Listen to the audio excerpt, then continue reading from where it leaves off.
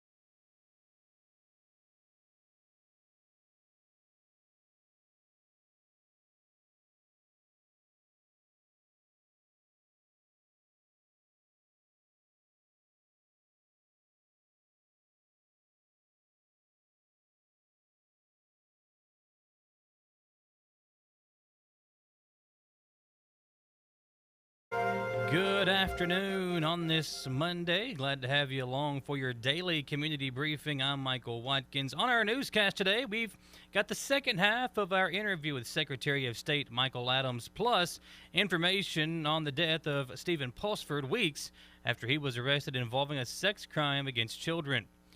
We'll also hear from the EKU Director of Athletics, Matt Roan, about the decision of the OVC to delay fall sports and what the football program can still do during the fall. We have a local high school basketball coach who has stepped down to move back home. We'll tell you who that is and what school he is stepping down from. Plus, we've got a recap from the governor report from yesterday and those local coronavirus numbers coming up now. On your daily community briefing, we're brought to you by Bishop Small Engine Repair, your home for all the best outdoor power equipment like Cub Cadet. Check out their curbside shopping still going on North Estill Avenue in Richmond.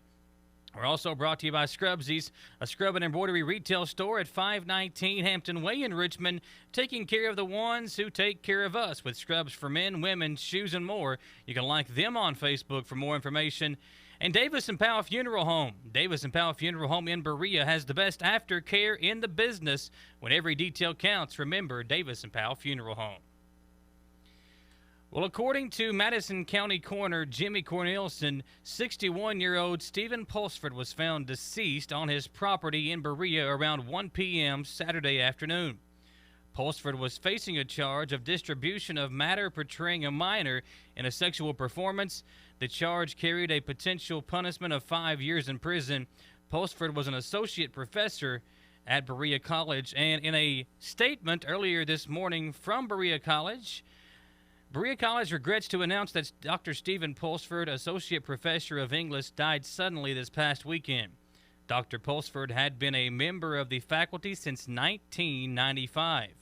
He was a former chair of the Department of English and specialized in Victorian literature. His loss will be deeply felt by his family and close friends, and we ask that you keep him in mind in their grief. This news was shared with the faculty and staff of the college on Saturday. And again, that's coming this morning in a statement from the college, Berea College, about the passing of Dr. Stephen Pulsford. Well, more news out of Berea. Last week, the Berea Police Department reported getting a call in reference to a male subject allegedly screaming in the police station on Chestnut Street. Madison County 911 advised officers that 29-year-old Kevin Ryan Sparks had a possible EMD warrant out of Madison County. Upon arrival, officers were advised by Sparks' mother that he had taken methamphetamine, and police report asking Sparks if he needed an EMS. According to the police, he accepted the request. Shortly after, officials report Sparks yelling out help and that he did not want to go to jail and was very tense. The arresting officer reports attempting to de-escalate and being unable to do so. Sparks then led the officers on a foot chase across Chestnut Street, then behind the Oliver and Oliver attorney's office. The chase continued with Sparks running around Rio Grande restaurant and back out to Chestnut Street, where Sparks was nearly hit. Police report Sparks losing his footing and falling in the middle of the road. He allegedly began to resist arrest and would not put his hands behind his back. Sparks was eventually cuffed, however, did not stop fighting the police. Sparks was lodged in the Madison County Detention Center on charge of public intoxication, fleeing or evading arrest, resisting arrest, and assault third degree. Secretary of State Michael Adams submitted his office's draft of election plans to Governor Andy Beshear's desk, which was approved. With less than 100 days before the general election, there is a lot more planning involved during the uncertain times of COVID. WBONtv spoke to Secretary Adams, who explained what can be expected come November and also explained how there is a dire need for younger poll workers who can sign up through govoteky.com.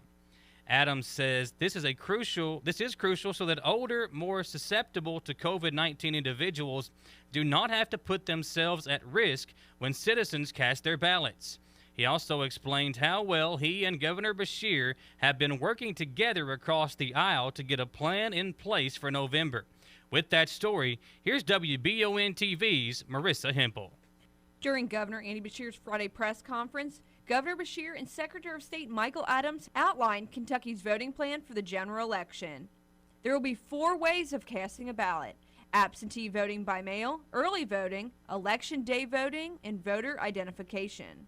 Governor Beshear signed the plan into executive order and says it gives more options to vote than ever before. I spoke with Secretary of State Michael Adams previously about the election, and he outlined the desperate need for poll workers, as well as the costs that this will bear on the state involving mail-in ballots. Normally, the counties paid for this. The state chipped in quite a bit. The federal government actually chipped in quite a bit. The people who ultimately paid for our primary were Congress and the President through stimulus funds. We've spent most of those funds. We spent about 2/3 of what we had. So we're trying to, of course, our priority is keeping people safe, but our secondary concern is the reality of what our budget is. So it's much more efficient to have early voting instead of absentee mail-in voting. The cost is much, much lower. Even a slight tweak to who's eligible for a mail-in vote adds millions of dollars to the cost. We've already had the most expensive election Kentucky's ever had in its history. The general election could be even more expensive because it'll be 2.5 times the turnout. So the most efficient way to govern that is through in-person early voting, so you can space out the crowds and enable social distancing.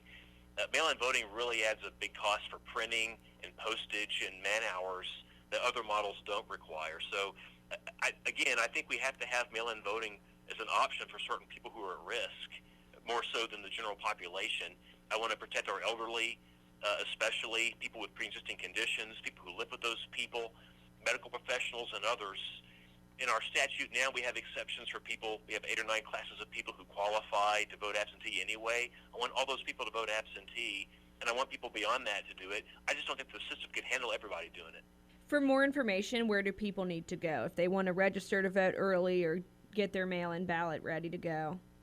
Well, I'm still in negotiations with the governor on what the plan is going to look like. I expect that in August that will be finalized and we'll have more clarity. Right now, there's just not much information that I can put out other than my own thinking on these topics. And of course, the governor's putting out his own statements as well. He's been a good faith partner to work with. I don't have any any complaints about working with him in this election process. He's got his position, I've got mine. I think we're closer right now than we were several months ago when we had to negotiate for the primary. We've got to let that process take its course, and then we'll have clear rules for everybody. But we are building a portal to allow people to register to be a poll worker with the state. If they don't want to call their county clerk or the phones are jammed or whatever it is, we're going to have our own portal to make that possible so we can play our role in recruiting the poll workers. It's not really our job, but it's something that we're stepping up to do. So we're going to do everything that we have in our power to make this a successful election. I want it to be as successful as June's was. Stay up to date with the latest election headlines right here on Wallingford Broadcasting Stations. For Channel 9 News, I'm Marissa Hempel. Kentuckians will have 4 ways of casting a ballot: absentee voting by mail, early voting, election day voting, and voter identification. I believe that this plan, which was based on a formal proposal by Secretary Adams that I have now signed into an executive order, creates, I believe, the most options to vote that we have seen in an election, Governor Beshear said in his press briefing on Friday. Absentee ballot by mail Kentuckians concerned with contracting or spreading COVID-19 by voting in person can instead request a ballot by mail. There will be an online portal that will allow Kentuckians to request their mail ballot. The portal to request that ballot is going to be open within 7 days, Governor Beshear noted, so it should be up by Friday of next week. You will already be able to request your absentee ballot that should be mailed to your home. Mail ballots can be requested through the portal up until October 9th.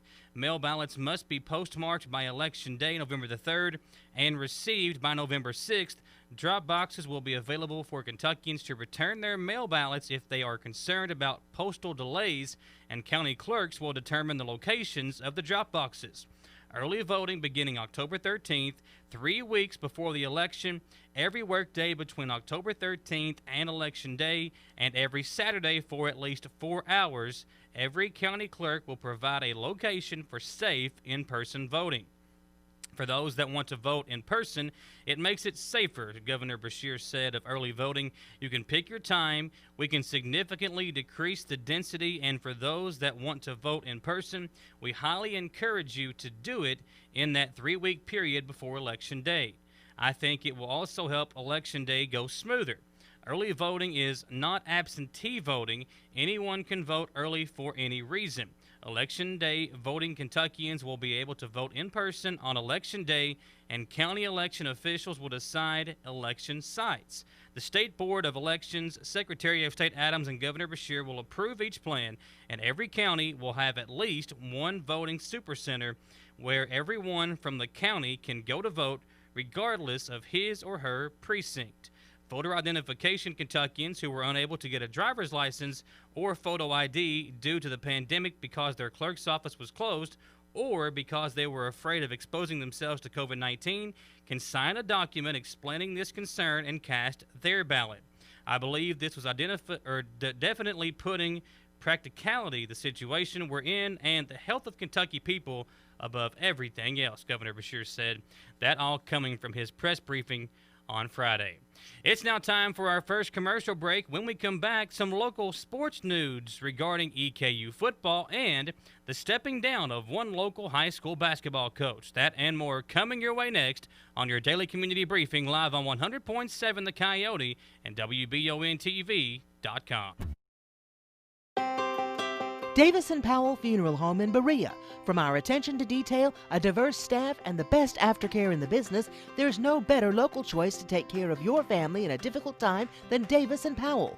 Call in to discuss pre-planning and preparations so there'll be no additional burden on your family. Davis & Powell Funeral Home in Berea. For additional information, check them out at davisandpowellfuneralhome.com. Davis & Powell Funeral Home, always going the extra mile. I'm Michelle. And I'm Jennifer. And in the spring of 1992, Bishop Small Engine Repair was born in our mom and dad's barn in Estill County. Then in the fall of 1992, we made the move to Madison County, where we are today. With the support of our family, customers, and community, we have continued to grow in the outdoor power industry. With a full line of products from Kokudet, Grasshopper, Echo, and Shindawa, we can help you tackle your yard so you can enjoy it with your family. Bishop Small Engine Repair, where our focus is our customer. Stop on in, 119 North Estill Avenue in Richmond. We can't wait to see you. Get the money you need now. Apply for a home equity line of credit at Cumberland Valley National Bank today with no payments for 6 months and low rates. There's never been a better time to tap into your home's equity. The Estill Clinic and Urban Healthcare Pharmacies are focused on providing the best care possible for the people of Estill County. Our care for our patients and our community is what sets us apart. With society's fast pace, we want to make sure you leave with the information you need about your medications. With the knowledge and experience of John, Ryan, and Janet, you are guaranteed excellent service, whether you're in the store or pulling through the drive-thru. Taking care of the people of Estill County is our #1 priority. So stop in or give us a call to become a part of our community. The Habitat Restores of Clark and Madison County are back open and accepting donations at both locations. The donations help to build homes for someone in need in your community. If you'd like to schedule a pickup, just contact the store closest to you. Donate, shop, or volunteer with the Habitat for Humanity of Clark and Madison County. Wallingford Media Company is proud to be local. We are your local broadcasters, bringing you local news, local weather, local sports, and local happenings each and every day. Wallingford Media hopes you're proud to be local too and will support our locally owned businesses that make our community unique. Supporting local helps us all. Did you know for every $100 spent with local businesses, $68 stays right here?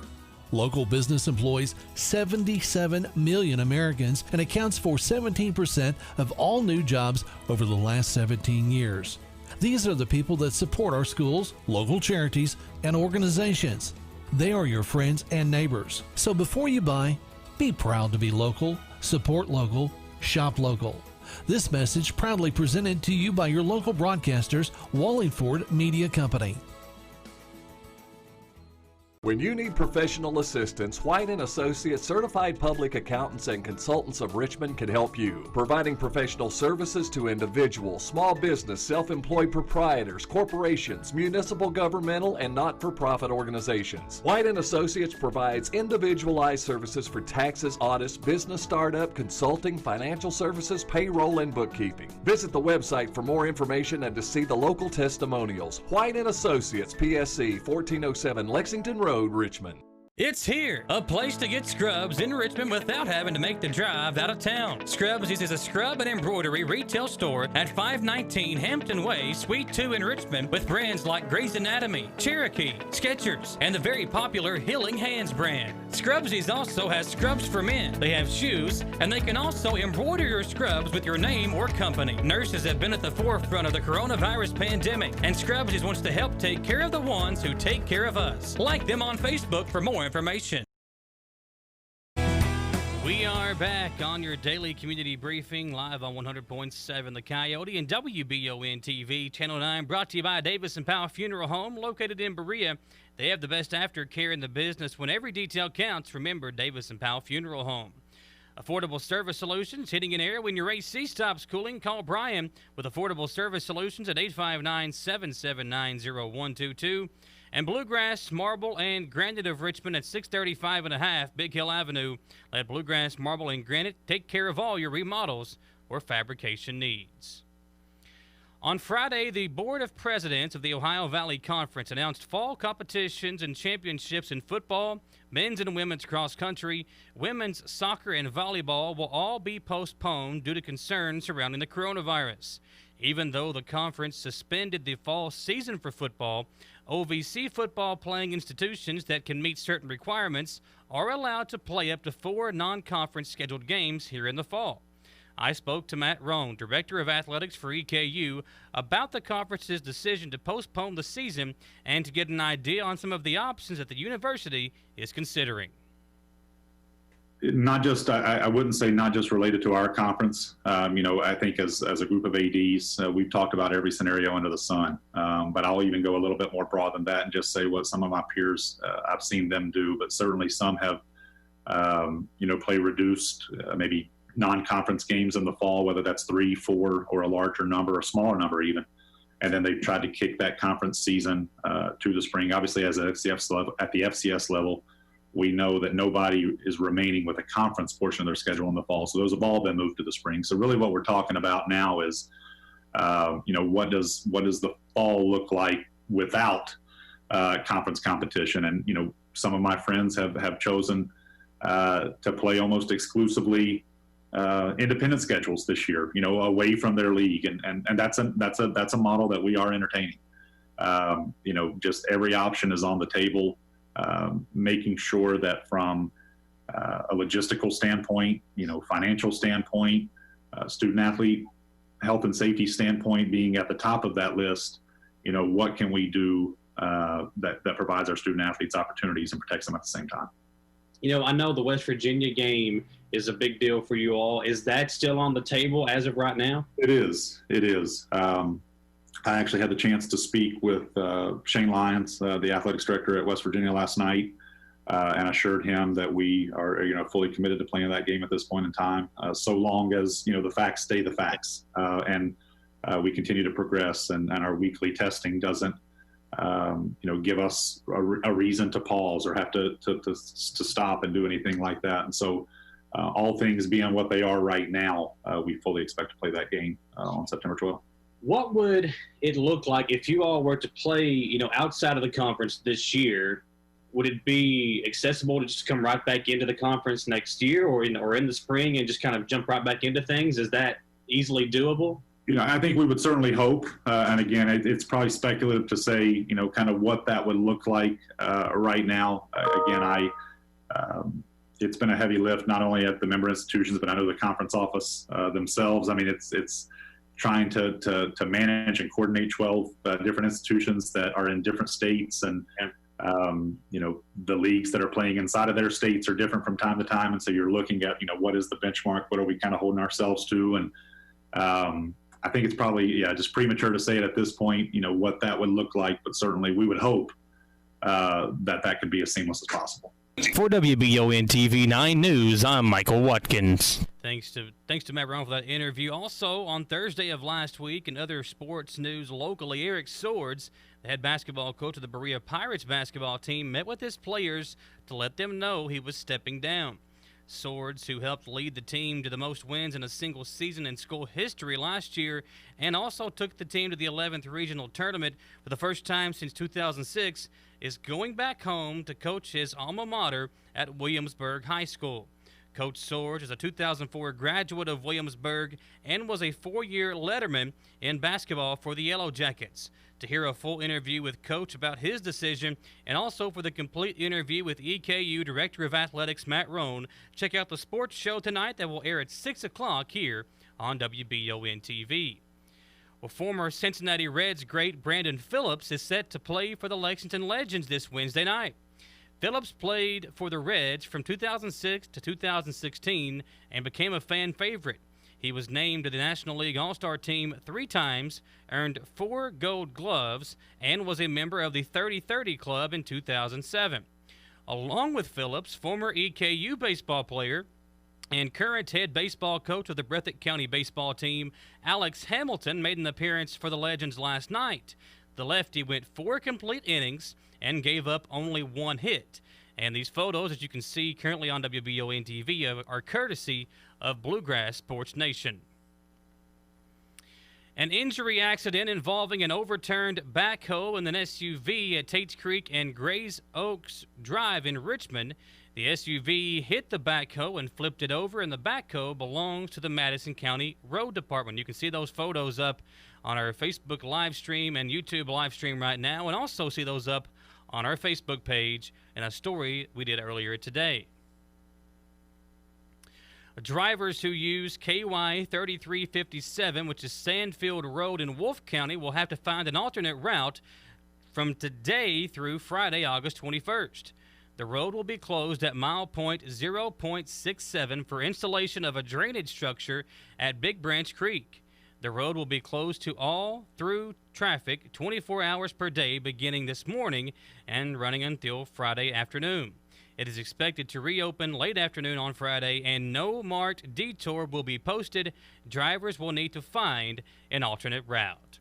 It's now time for our second commercial break. When we come back, we'll hear from our governor and get an update on those coronavirus cases from Madison, Estill, Laurel, and the Cumberland Valley Health District. That and more coming your way on your daily community briefing live on 100.7 The Coyote and WBON-TV Channel 9. Davis & Powell Funeral Home in Berea. From our attention to detail, a diverse staff, and the best aftercare in the business, there's no better local choice to take care of your family in a difficult time than Davis & Powell. Call in to discuss pre-planning and preparations so there'll be no additional burden on your family. Davis & Powell Funeral Home in Berea. For additional information, check them out at davisandpowellfuneralhome.com. Davis & Powell Funeral Home, always going the extra mile. I'm Michelle. And I'm Jennifer. And in the spring of 1992, Bishop Small Engine Repair was born in our mom and dad's barn in Estill County. Then in the fall of 1992, we made the move to Madison County, where we are today. With the support of our family, customers, and community, we have continued to grow in the outdoor power industry. With a full line of products from Kopudet, Grasshopper, Echo, and Shindawa, we can help you tackle your yard so you can enjoy it with your family. Bishop Small Engine Repair, where our focus is our customer. Stop on in, 119 North Estill Avenue in Richmond. We can't wait to see you. Get the money you need now. Apply for a home equity line of credit at Cumberland Valley National Bank today with no payments for 6 months and low rates. There's never been a better time to tap into your home's equity. The Estill Clinic and Urban Healthcare Pharmacies are focused on providing the best care possible for the people of Estill County. Our care for our patients and our community is what sets us apart. With society's fast pace, we want to make sure you leave with the information you need about your medications. With the knowledge and experience of John, Ryan, and Janet, you are guaranteed excellent service, whether you're in the store or pulling through the drive-thru. Taking care of the people of Estill County is our #1 priority. So stop in or give us a call to become a part of our community. The Habitat Restores of Clark and Madison County are back open and accepting donations at both locations. The donations help to build homes for someone in need in your community. If you'd like to schedule a pickup, just contact the store closest to you. Donate, shop, or volunteer with the Habitat for Humanity of Clark and Madison County. Wallingford Media Company is proud to be local. We are your local broadcasters, bringing you local news, local weather, local sports, and local happenings each and every day. Wallingford Media hopes you're proud to be local too, and will support our locally owned businesses that make our community unique. Supporting local helps us all. Did you know for every $100 spent with local businesses, $68 stays right here?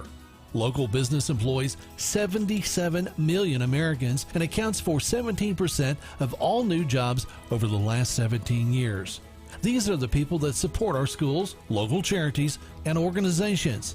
They are your friends and neighbors. So before you buy, be proud to be local, support local, shop local. This message proudly presented to you by your local broadcasters, Wallingford Media Company. When you need professional assistance, White & Associates Certified Public Accountants and Consultants of Richmond can help you, providing professional services to individuals, small business, self-employed proprietors, corporations, municipal, governmental, and not-for-profit organizations. White & Associates provides individualized services for taxes, audits, business startup, consulting, financial services, payroll, and bookkeeping. Visit the website for more information and to see the local testimonials. White & Associates, PSC, 1407 Lexington Road, Richmond. It's here, a place to get scrubs in Richmond without having to make the drive out of town. Scrubs is a scrub and embroidery retail store at 519 Hampton Way, Suite 2 in Richmond, with brands like Grey's Anatomy, Cherokee, Skechers, and the very popular Healing Hands brand. Scrubsies also has scrubs for men. They have shoes, and they can also embroider your scrubs with your name or company. Nurses have been at the forefront of the coronavirus pandemic, and Scrubsies wants to help take care of the ones who take care of us. Like them on Facebook for more information. Here gave us a recap as we continue to fight the coronavirus. Here's a recap of that report from WBONTV's Ron Likens. In the latest COVID-19 update, Governor Andy Beshear announced 390 new cases Sunday, bringing the state total to 39,315. The governor also announced 3 more people have died from COVID-19. The death toll to the virus is now at 813 in the state. During Friday's press conference, Beshear announced a bipartisan agreement with Secretary of State Michael Adams that will guarantee everyone will have a way to vote this coming election. So the first part is absentee voting by mail. This is going to give every Kentuckian who is concerned with contracting or spreading the coronavirus the option to request an absentee ballot to vote by mail. Drop boxes are going to be available for Kentuckians to return their mail ballots if they're concerned about postal delays. County clerks will determine these and set them up. So, second point is early voting. So beginning the week of October 13th for 3 weeks, including 4 hours apiece, I think, on each Saturday, people in every county of Kentucky are going to be able to go in and cast their ballot early. Now, this is important for two reasons. One, I think more people will vote. It's more convenient. Number two, it makes it safer. Election day voting. We want to make sure that there are enough polling places, though. In other words, not just one. And I like this one. Every county will still have at least one voting supercenter. And what that means is there's at least one location, think like the fairgrounds in Louisville, where you can go and vote, and all the ballots are available. Otherwise, you'll have to go to a location near you at least to get that correct ballot. From the TV9 newsroom, I'm Ron Likens.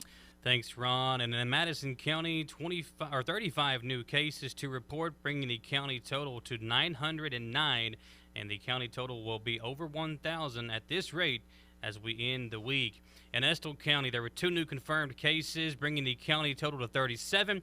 24 of those have recovered, and 13 active cases, and 1 pending case still left in the county. In Laurel County, there were 3 new cases to report, all of which recovering at home. The county total for Laurel is now up to 462, and there were 3 new and 2 recovered in Clay County. Of the 40 active cases, there are 2 in the hospital. There was 1 new confirmed case in Jackson County and 2 new confirmed cases in Rockcastle County. That will do it for us today. We appreciate you being with us on this daily community briefing. Once again, we'll be right back with you same time, same place tomorrow at 3 p.m. on 100.7 The Coyote and WBONtv Channel 9. The Daily